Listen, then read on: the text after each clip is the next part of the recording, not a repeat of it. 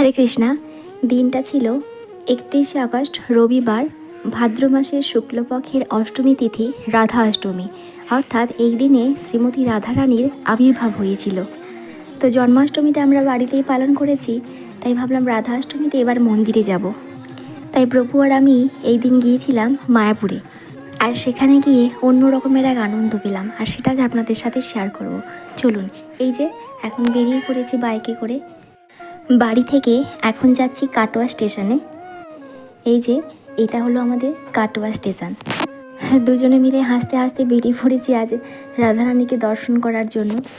শাস্ত্রে উল্লেখ রয়েছে, রাধা অষ্টমী ব্রত পালন করলে 1,00,000 একাদশী ব্রত পালন করলে যে ফল লাভ হয় তার সমান ফল লাভ হয় এই রাধা অষ্টমী ব্রত পালন করলে, এবং পর্বত সমান স্বর্ণদান করলে যে ফল লাভ হয় তার 100 গুণ বেশি ফল লাভ হয় এই রাধা অষ্টমী ব্রত পালন করলে। তাহলে বুঝতে পারছেন ভগবান কত কৃপালু।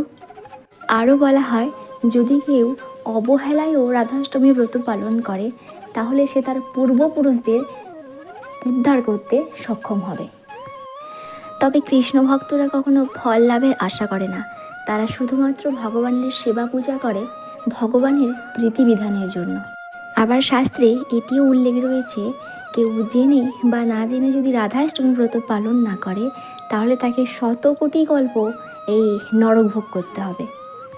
আমি প্রত্যেকটি ভিডিওতে একই কথাই বলি যে জীবনে যদি সত্যিকারের সুখ শান্তি ও প্রেম চাই আমরা, তবে রাধারানীর মতন ভগবান শ্রীকৃষ্ণকে জীবনের কেন্দ্রবিন্দু করতে হবে। তাহলে কিন্তু আমরা প্রকৃত সুখের আশা করতে পারি। পরিবার, কাজ, অর্থ সব কিছুই চলুক, কিন্তু অন্তরে যেন কেবল কৃষ্ণ ভক্তি প্রধান হয়। কারণ এই জগতে একমাত্র ভগবান ছাড়া আর কেউ কিন্তু আপনার আপন নয়।